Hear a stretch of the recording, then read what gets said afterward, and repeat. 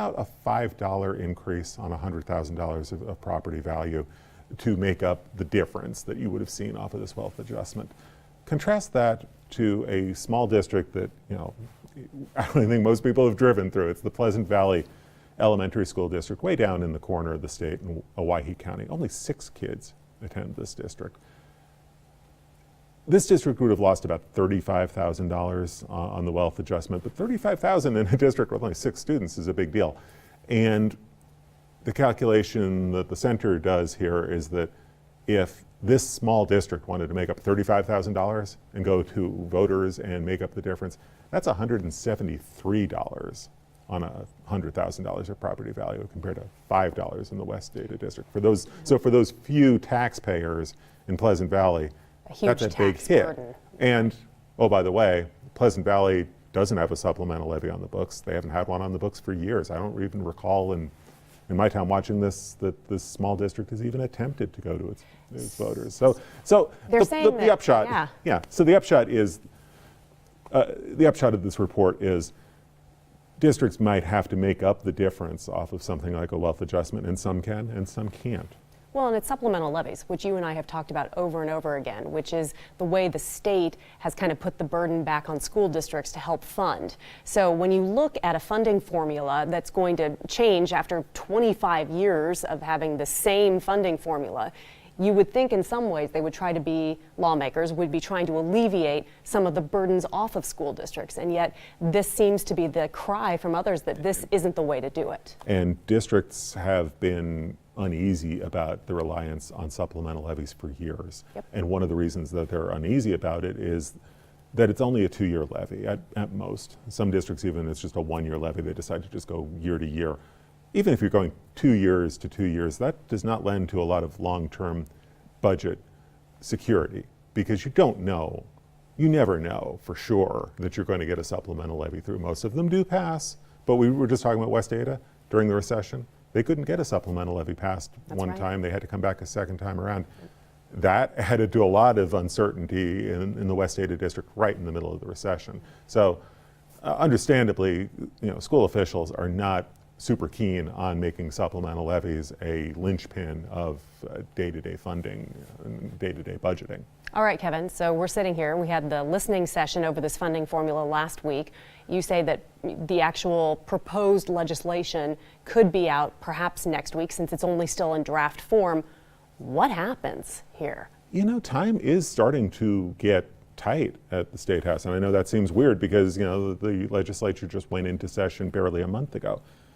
But I think that you've got a legislature that is hoping to adjourn by maybe the 3rd week of March, and when you start to see budget bills being written in JFAC, and like I say, that's going to start happening next week, that gives you a sign that legislative leadership is really trying to get moving here and get out of town. So will the legislature hang around town to work on a funding formula bill that's very complicated, very controversial, that lawmakers are trying to, a lot of them I think are really just trying to get their head wrapped around what are we trying to do here and why are we trying to do it? Lawmakers who are probably hearing an earful from their local school superintendents, local school trustees. We'll see, but it would not surprise me in the least when we're doing our legislative postmortem when we talk about no funding formula bill passing this year and the discussion maybe continuing for another year. Maybe you have this bill introduced and it's out there and it becomes a discussion point for 2020. Because keep in mind, nobody's really planning to implement the change this year. Right, it's the plan has always been let's pass a bill and implement it next year. So, well, if you're going to pass a bill and implement it a year later, I think you're going to have some legislators who are going to say, hey, what's the hurry here? So, that's kind of conjecture, but the calendar is not conjecture. We're heading into mid-February. We're in the mid-stage of the legislative session. It would not surprise me if this just doesn't happen this year. Fascinating. After all this talk. After all this talk, after 3 years. Stay tuned. Yeah. Anything can happen in the legislature, though, at this point.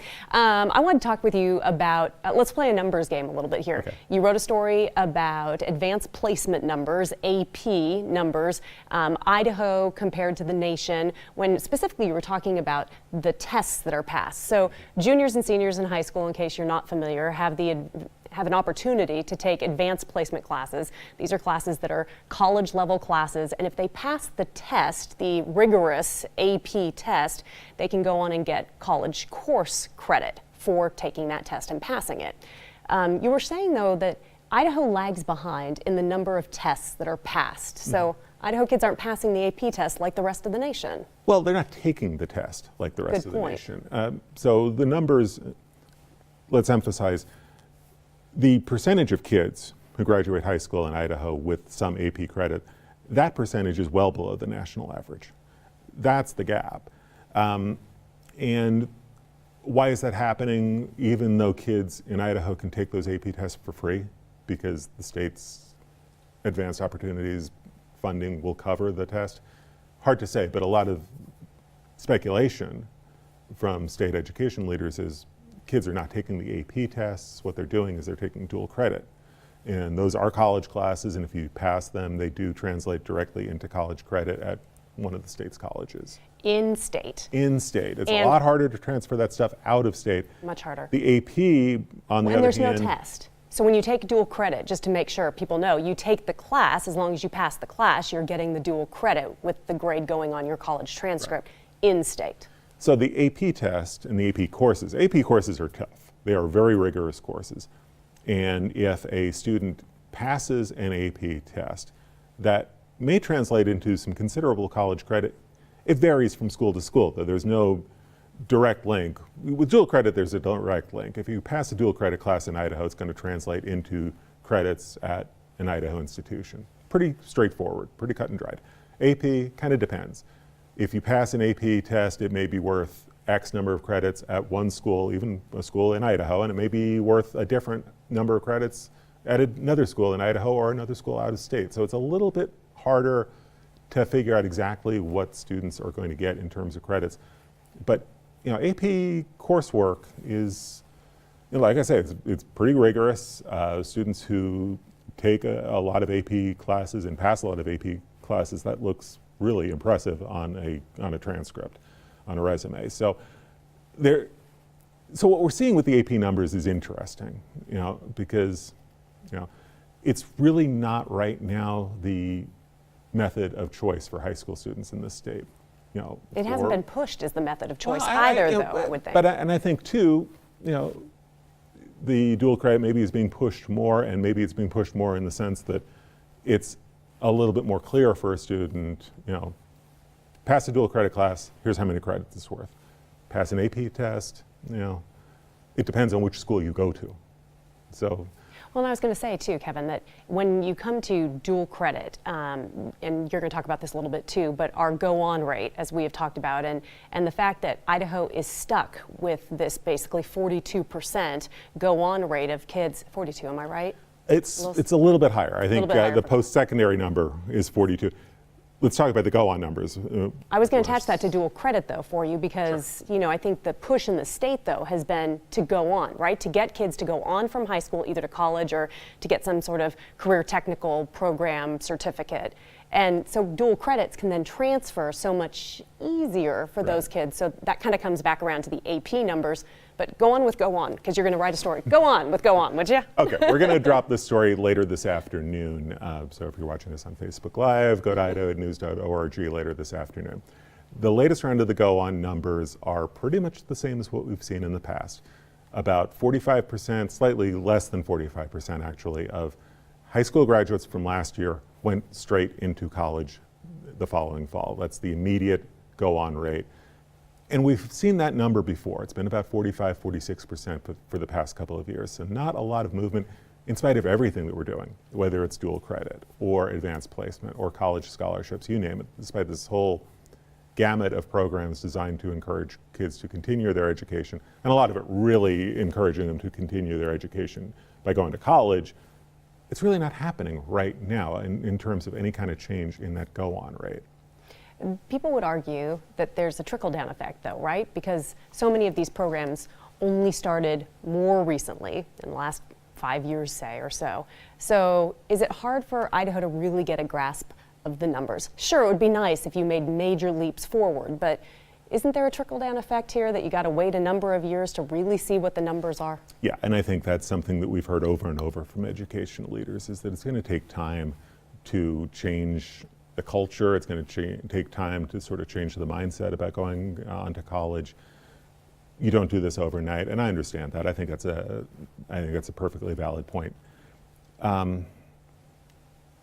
you almost start to wonder, when you're at 46, 45%, and it's not changing a whole lot, is that just sort of your floor? Is that just sort of your baseline? And is it hard to get students to go on at any higher rate?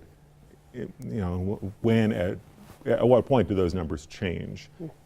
And let's face it, there are a lot of factors that keep kids from going to college right away, and some of them are personal decisions. A lot of kids decide to go into the military, or they decide to go on a church mission, so they don't translate into that immediate go-on rate, even though they're doing something that's they're doing something with their lives. They're doing something meaningful with their lives, going to the military, going on a church mission. That's meaningful stuff.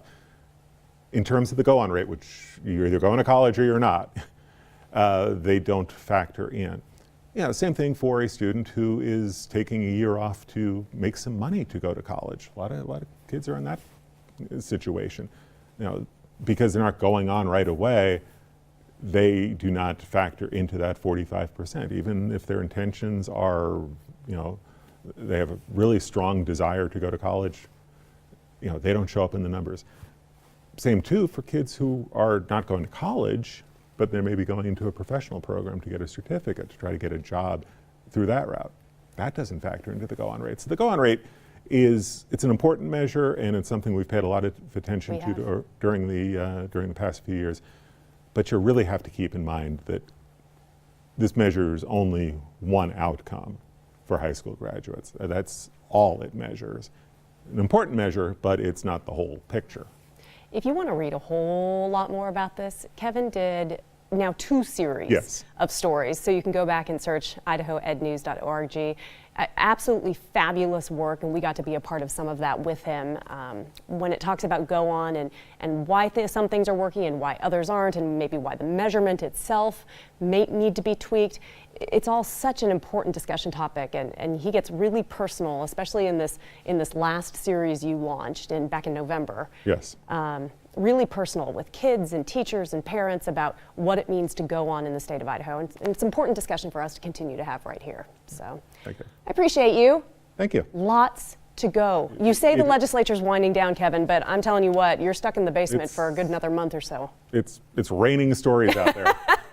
Today specifically. Yes. And I should say, if you have a story idea for us for Making the Grade, it can be on any topic whatsoever, something that's going on in your kid's kindergarten class to what's happening at your child's alma mater. It doesn't really matter. We'd love to hear it. Yes, we absolutely. love all kinds of education stories, and you can find Kevin and me both online, or you can send us a note right here on Making the Grade. Thanks for being here. Thanks. Across a bunch of different platforms today. It's Making the Grade, everybody.